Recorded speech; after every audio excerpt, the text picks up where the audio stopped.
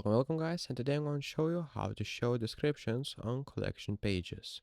So what we'll need to do is basically go to the products, then click on the collections. Then right here you'll need to add a collections.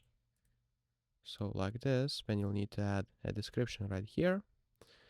And after that, just save it. And then go again to online store, themes, and click on edit theme. Then right here, go to the collections, default collections, and if we click right here, we will see that you can enable description. So that's pretty much it. That's how I enable description. Then click save.